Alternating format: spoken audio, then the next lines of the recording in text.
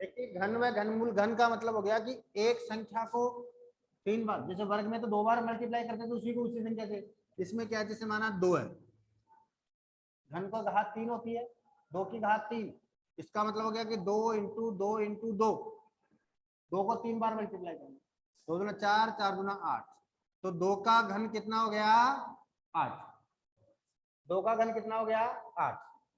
3 का घन की बात करें अपन तो 3 इंटू 3 इंटू 3 यानी 27, कितना हो गया 27।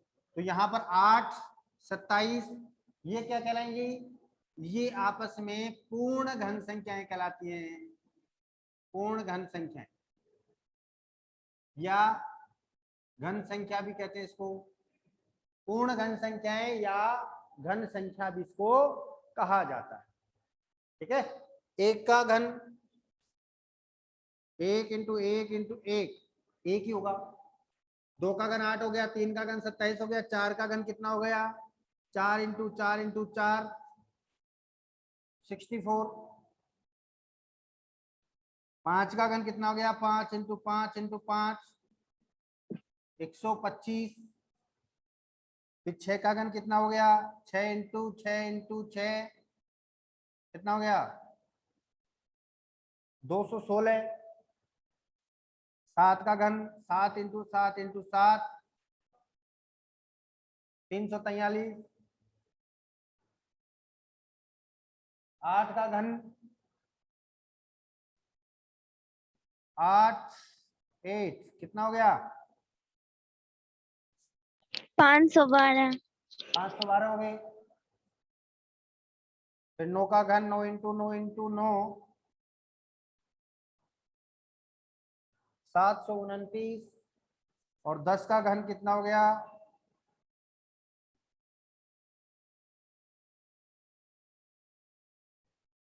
1000। तो ये घन संख्या आ गई। तो ये आपको याद होना चाहिए कि एक का घन मतलब 1 इंटू 1 इंटू 1, उसी संख्या को 3 बार मल्टीप्लाई करते हैं और जो संख्या प्राप्त होती है वो घन कहलाता है। और ये जो है ये पूर्ण घन संख्याएं कहलाती है। क्या कहलाती हैं, पूर्ण घन संख्याएं या घन संख्याएं भी इसको बोला जाता है। पूर्ण घन संख्याएं या घन, पूर्ण घन संख्या या घन संख्या क्यों कहा जाता है इसको, क्योंकि इसका वापस से घनमूल, जैसे पूर्ण वर्ग संख्या थी उसका वर्गमूल क्या था अपने, तो वापस से जैसे 1 का घनमूल करेंगे ना, घनमूल पर 1 आएगा, 64 का घनमूल करेंगे तो कितना आएगा 4 आएगा, 125 का घनमूल करेंगे तो कितना आएगा 5 आएगा, 216 का घनमूल करेंगे तो 6 आएगा। तो 4 का घन 64 और 64 का घनमूल 4, इस प्रकार से उल्टा एक क्रम इसका चलता है।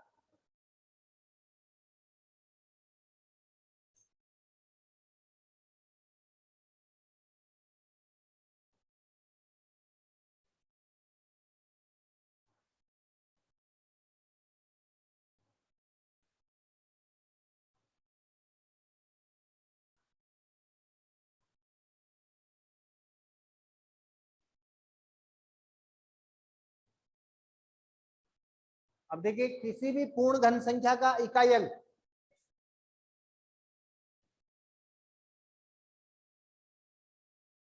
देखिए घनमूल संख्या या पूर्ण घन संख्या,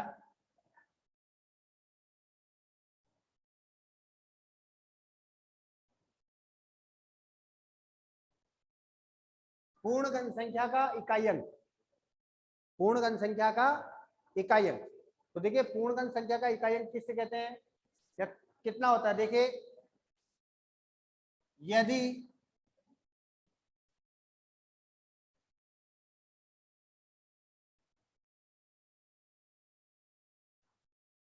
किसी संख्या का इकाई अंक 1, 4, 5, 6, 9 या 0 हो, 1, 4, 5, 6, 9 या 0, क्या हो 1, 4, 5, 6, 9 या 0। अगर किसी संख्या का इकाई अंक 1, 4, 5, 6, 9 या 0 है, किसी भी संख्या का इकाई अंक जो है 1, 4, 5, 6, 7, तो 1, 4, 5, 6, 9 या 0 है तो उसके घनमूल का अंक है तो उसके घन का हो तो पूर्ण घन संख्या का इकाई अंक भी वही होता है। यदि किसी संख्या का इकाई अंक 1, 4, 5, 6, 9 या 0 हो तो पूर्णघन संख्या का इकाई अंक भी यही होता है। अगर 1 है किसी संख्या का इकाई अंक है तो उसके पूर्णघन संख्या का यानी घन संख्या का इकाई अंक भी 1 होगा। अगर 4 है तो घन संख्या का इकाई अंक भी 4 होगा। 5 है तो घन संख्या का इकाई अंक भी 5 होगा। 6 है तो किसी संख्या 6 होगा। 9 है तो उसका 9 होगा और 0 है तो उसका 0 होगा। 1 है 1 होगा, 4 है 4 होगा, 6 है 6 होगा, 5 है 5 होगा, 9 है 9 होगा और 0 है तो 0 होगा। ये ठीक है ना। और दूसरा जो है, यदि किसी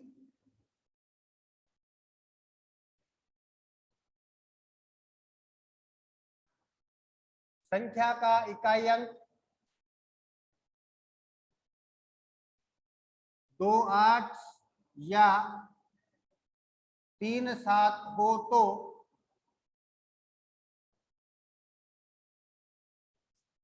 उसके घन का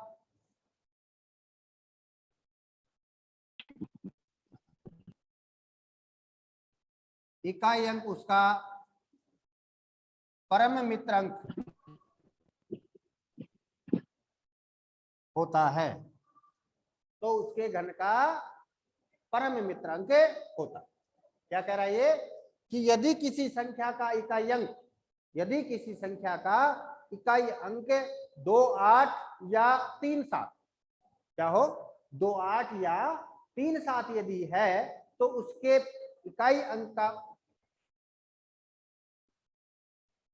तो उसके घन का इकाई अंक जो है उसका परम मित्र अंक होगा। परम मित्र अंक का मतलब जानते हैं क्या आप लोग? परम मित्र का मतलब ऐसे दो अंक जिनका योग 10 हो। ऐसे दो अंक जिनका योग 10 मतलब जैसे 2 है, किसी संख्या का इकाई अंक 2 है तो इसके घन का इकाई अंक क्या होगा? अब 2 का परम मित्र अंक कितना हो गया? 8 तो 2 का योग 10 होता है ना, और 8 है तो उसका कितना हो जाएगा? 2। आई बात समझ में? यदि किसी संख्या का इकाई अंक 2 है तो उसके घन का इकाई अंक 8 होगा, और 8 है तो उसके घन का इकाई अंक कितना होगा? 2 होगा। यदि किसी संख्या का इकाई अंक 3 है तो उसके घन का इकाई अंक 7 होगा, और 7 है तो उसके घन का इकाई अंक कितना होगा? 3 होगा। 1, 4, 5, 6, 9 या 0 है तो उसके घन का इकाई अंक भी यही होगा। 1 है तो 1, 4 है तो 4, 5 है तो 5, 6 है तो 6, 9 है तो 9 और 0 है तो 0। लेकिन यदि 2 है तो उसका परम मित्र अंक कितना? 8। 2 है तो घन का इकाई अंक 8 होगा, और 8 है तो 2 होगा। 3 है तो 7 होगा, और 7 है तो 3। तो समझ में आ गया घन का इकाई कितना होता है? समझ में आ गया कि नहीं आया? Yes sir. आ गया सबके समझ में? तो घन का इकाई Yes, 2, 3, 7, 8 यह है तो आपस में 2 है तो 8, 8 है तो 7, 2, 3 है तो 7, 7 है तो 3। इस प्रकार से ये हो जाता है इकाई अंक अगर इस प्रकार से। फिर इसके बाद में अब अगर आपको कोई संख्याएं दे दी जाए, पूर्णघन संख्याएं दे दी जाए या कोई संख्याएं दे दी जाए और वो कह रहे कि साहब इसके घनमूल वो सॉरी घन का इकाई अंक बताओ। अगर कोई संख्याएं दे दी जाए तो उसके घन का इकाई अंक बता सकते हैं नहीं बता सकते हैं आप लोग? जैसे मैं संख्या लिख रहा हूं, ये संख्या लिखी मैंने, बताओ इसके घन का जो है घन का इकाई अंक क्या होगा? 1। इसके घन का इकाई अंक कितना होगा? 1 होगा। 149 है इसका 9 इसका 3 3 क्यों? 7 7 3 का परम मित्र अंक कितना है? 7। तो इसके घन का कितना होगा 7, और 7 है तो इसके घन का कितना होगा इकाई अंक 3, क्योंकि 7 का क्यूब कितना होता है 343, 343 तो इकाई अंक 3 आ रहा है कि नहीं आ रहा है, आ रहा है ना। तो ऐसे आप आराम से बता सकते हैं भी, तो अगर कोई संख्या दी गई है तो उसका घन, उसके घन का जो है इकाई अंक ज्ञात करना हो तो 1 4 5 6 9 या 0 है तो वही होगा, और 2 3 2 8 या 3 7 है तो उसका परम मित्रांक होगा। समझ में आया कि नहीं आया। अब देखिए क्रमागत विषम संख्याओं को जोड़ने, क्रमागत विषम संख्याओं को जोड़ने से भी क्या होता है, उसका क्यूब प्राप्त होता है।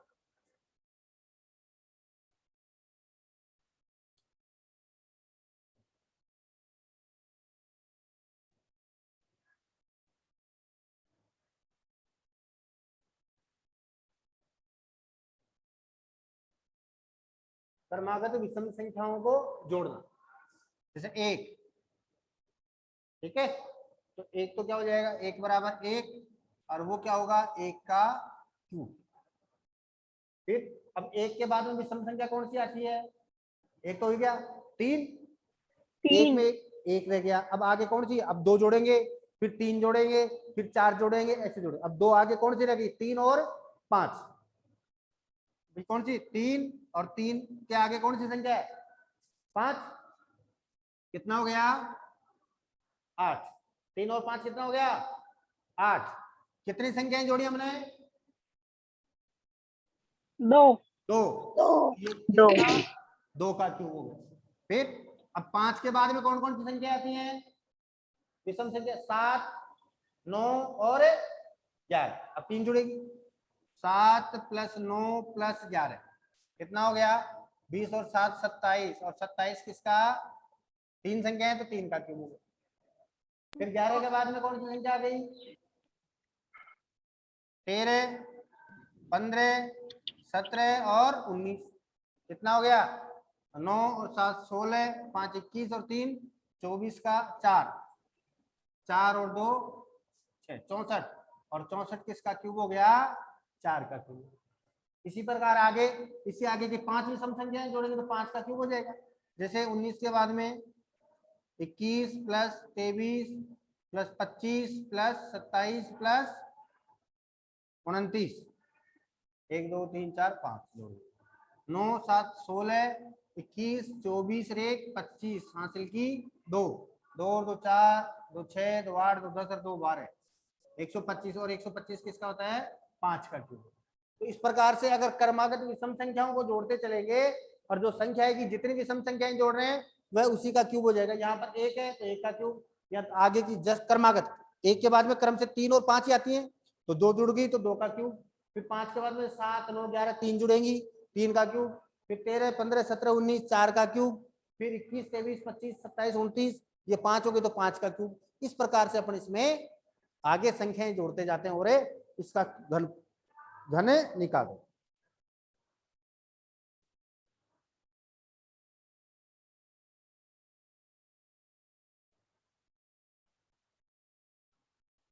अब देखिए घन और उनके अभाज्य गुणनखंड, घन व उनके अभाज्य गुणनखंड, घन के अभाज्य गुणनखंड, जैसे यहाँ पर इसी से ले लो, ये कितना है घन है 8, तो 8 का अभाज्य गुणनखंड क्या होगा 2 इंटू 2 इंटू 2, 2 का क्यूब हो गया, 2 इंटू 2 इंटू 2 यानी 3 3 के जोड़े बन रहे ना, कोई भी संख्या जैसे वर्ग में Yes, कितना sir. तो 2, वर्ग में क्या था 2 2 के जोड़े बने थे, इसमें कितने के जोड़े बनेंगे 3 3 के जोड़े बनेंगे, 3 कितने के के जोड़े बनेंगे किस 3 3 के 3 जोड़े, 3 के जैसे माने 15 है या 12 देख लो तो 2 इंटू 2 इंटू 3, अब बताओ 12 एक पूर्ण घन संख्या है क्या, नो सर 12 नो घन सर संख्या है क्या, नहीं है, क्यों नहीं है, क्योंकि नहीं इसमें है 2 का भी पूरा जोड़ा नहीं है 3 का भी पूरा जोड़ा नहीं, तो यहाँ कितना होता इंटू 2 और होता और इंटू 3 होता तब हो जाता है पूर्ण घन संख्या, होती कि नहीं होती ऐसे। तो तो आप पहचान कर सकते हैं कि कौन सी संख्या पूर्ण घन संख्या और कौन सी नहीं है। उसके लिए उसका अभाज्य गुणनखंड करेंगे आप। जैसे 216 है, 216 जांच करिए कि पूर्ण घन संख्या है या नहीं। जांच करो कि 216 जो है घन संख्या है या नहीं है, तो अभाज्य गुणनखंड करो इसका। 2 का भाग 2 कितने बार गया? 2 एकम 2, 108। फिर 2 का भाग दिया 54, 27, 9 8। तो 216 का भाज्य गुणनखंड क्या हो गया? 2 इंटू 2 इंटू 2, 3 इंटू 3 इंटू 3। देखो 3 संख्याओं के जोड़े बन गए क्या? 3 संख्या हो गए भाई। 3 का भी पूरा जोड़ा बन गया, इधर 2 का भी पूरा जोड़ा बन गया। तो 216 क्या पूर्ण घन संख्या है क्या? यस है। सर। आप कहेंगे कि 216 जो है पूर्ण घन संख्या है।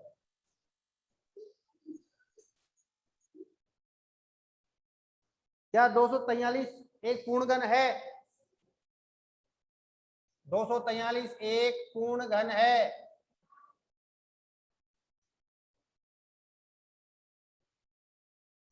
दो का भाग नहीं जा रहा, कितने का जा रहा है? 3 का। 3 एकम 3 और 8 किया 24।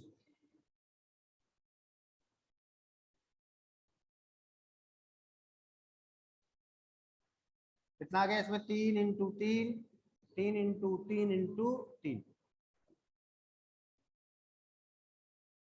ये होगा।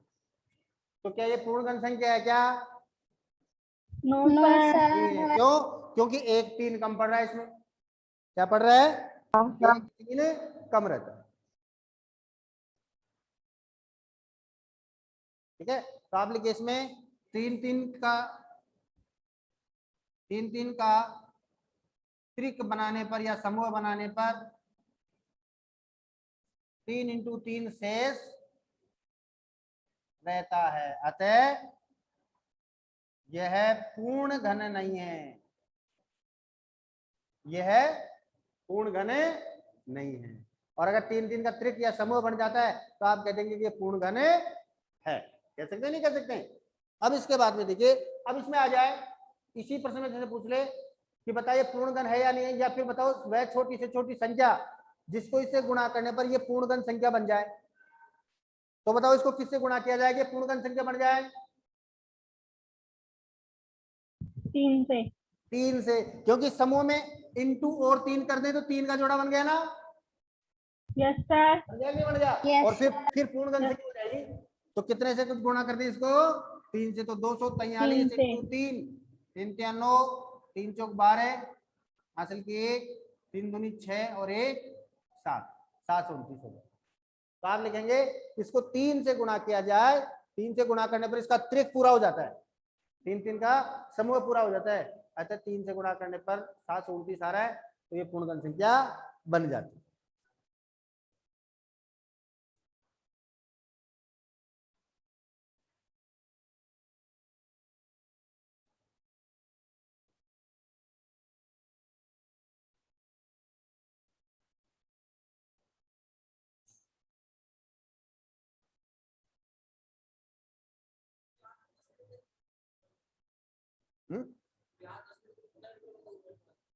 क्यों?